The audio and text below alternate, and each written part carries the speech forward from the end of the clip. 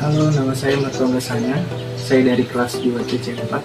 Leadership skill adalah alat perilaku dan kemampuan yang dibutuhkan seseorang agar berhasil dan mengarahkan orang lain. Namun keterampilan kepemimpinan sejati melibatkan sesuatu yang lebih, kemampuan untuk membantu orang bertumbuh dalam kemampuan mereka sendiri. And a leader is one to know the way, goes the way, and show the way. John C. Maxwell. Sumber komarginti.com. Leadership itu salah satu karakter yang dapat mengontrol banyak orang dengan turun tangan secara langsung menyelesaikan masalah bersama anggota-anggotanya. Menurut saya leadership itu orang yang mampu memimpin dalam suatu kelompok atau organisasi. Seorang pemimpin yang dapat mempengaruhi hal positif kepada teman, sahabat, atau orang sekitar di suatu organisasi atau per orang yang terarah untuk mencapai tujuan tertentu. Warahmatullahi wabarakatuh. Nama saya Rehan Nanto. Jadi di sini saya akan menjelaskan pendapat pribadi saya mengenai leadership. Jadi leadership menurut saya itu adalah bagaimana kemampuan seseorang dalam posisi memimpin untuk mempengaruhi dan mengarahkan orang-orang yang ada di bawahnya atau bawahannya untuk melakukan suatu tindakan yang dinilai dapat berujung baik di kemudian hari. Itu bisa saja dengan menstimulasi, mobilisasi, atau memberikan arahan secara cepat, tepat, dan cermat. Leadership menurut saya adalah orang yang mengarahkan, mempengaruhi, dan mengawasi orang lain agar dapat melakukan tugas-tugas yang telah direncanakan. Kalau ngomongin pentingnya leadership, atau bisa juga diartikan kepemimpinan sebagai teknik untuk mengaruhi orang-orang yang berada di sekitar kita agar dapat bekerja sama demi mencapai tujuan, target atau keinginan yang akan diharapkan.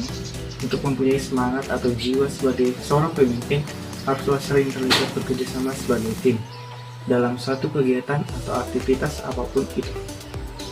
Ketika seorang sering terlibat kerjasama atau teamwork, maka dari kegiatan tersebut akan menghasilkan ide, pemikiran, saran, serta gagasan-gagasan agar tujuan dari kerjasama yang sebelumnya dibentuk dapat segera diimplementasikan.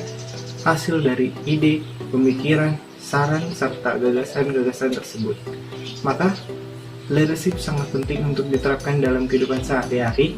Penting, karena dengan adanya karakter leadership, kita mempunyai sifat yang tidak egois, tidak apatis, dan dapat menghargai orang lain.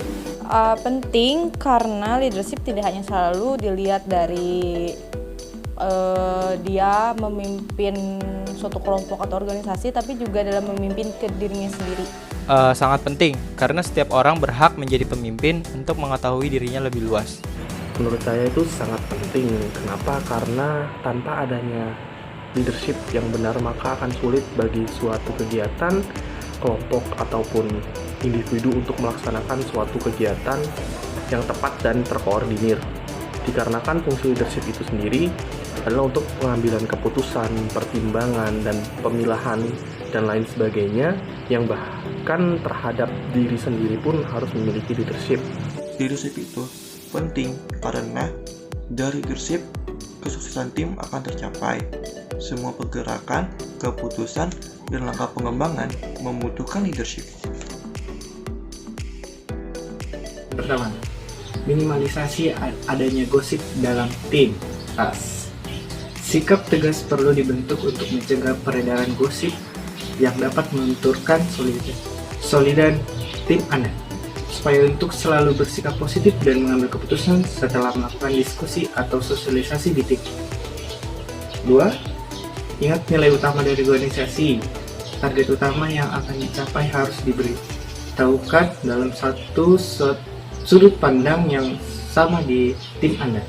Perkuat dan pertahankan nilai kekeluargaan dan profesionalan di tim Anda. Dan beri perhatian yang sama pada anggota Anda agar tidak menimbulkan kecemburuan sosial antara anggota. Kecemburuan ini dapat berdampak negatif. Yang ketiga, Reward untuk anggota terbaik. Nah, reward merupakan salah satu motivasi yang ampuh untuk meningkatkan kinerja tim Anda. Yang keempat, yang terakhir, berani bersikap beda. Pendapatan berbeda akan dilandasi kreativitas. Biarkan hal ini terjadi asalkan masih dalam koridor yang disepakati. Sumber ada di antoniusarifu.com. Dengan ikut banyak organisasi seperti Karang Taruna, OSIS, Komando, dan lain-lain yang berkaitan dengan banyak orang.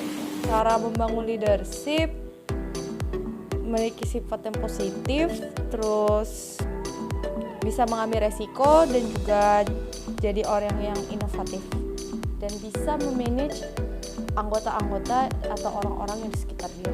Setiap orang harus memiliki hal yang terdapat dalam seorang pemimpin. Contohnya, siap mengambil resiko, bersikap positif, dapat memotivasi orang lain, menghargai waktu, dan lain sebagainya. Cara membangunnya leadership ada dua sih menurut saya. Yang dimulai dengan cara memunculkan semangat diri yang dapat memunculkan keinginan.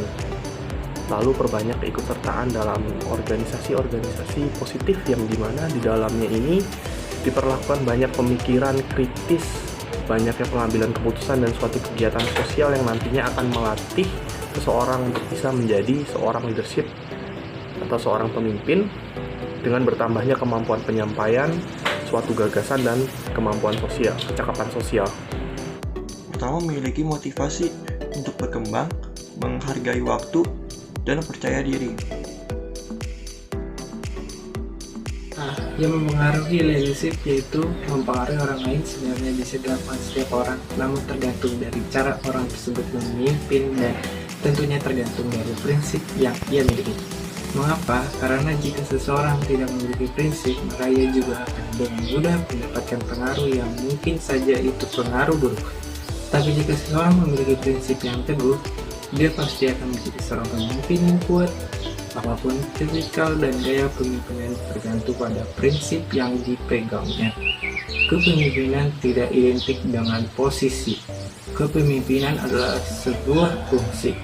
Seorang pemimpin harus bisa memiliki inisiatif yang berasal dari dalam diri sendiri. Dengan menuangkan apa yang menjadi inisiatif itu, juga akan mampu membuat anggotanya untuk mengambil keputusan apakah kami mengikuti atau tidak. Sumber ciputra.com. Dengan menjadi ketua dalam suatu organisasi. Dilihat dari sifat dan sikap sih. Kalau misalkan kita udah dilihat dari misalkan kita lagi ngumpul di suatu tempat, nggak cuma dalam bidang organisasi ataupun lagi ada perkumpulan apa, kita bisa memimpin di perkumpulan tersebut gitu. Dan dari kita ikut-ikut organisasi kayak OSIS atau kayak komunitas-komunitas bisa dilihat dari situ sih. Komunikasi, konsisten, pemikiran, peduli, aktif, peka terhadap hal sekitar.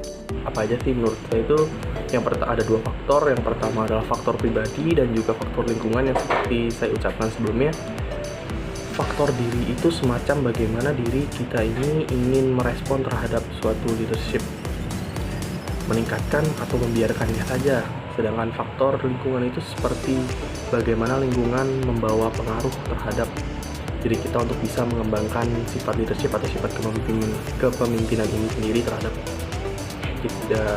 dari diri kita.